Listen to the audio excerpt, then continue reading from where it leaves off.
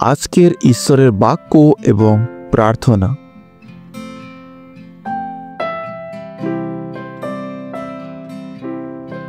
For the Mighty One has done great things for me.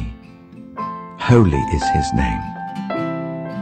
His mercy extends to those who fear him from generation to generation.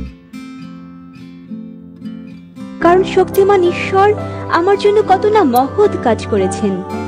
তিনি পবিত্র, যারা তাকে ভক্তি করে তাদের প্রতি তিনি করুণা করেন, বংশের পর বংশ ধরেই করেন।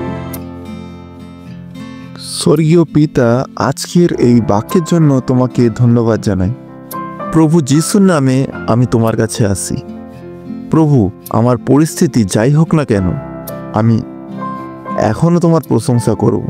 আমার অতীতে মহান কাজ করার জন্য তোমাকে ধন্যবাদ।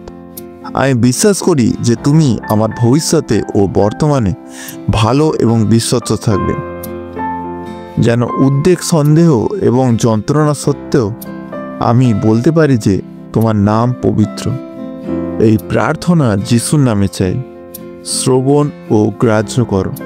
Amen, amen, amen.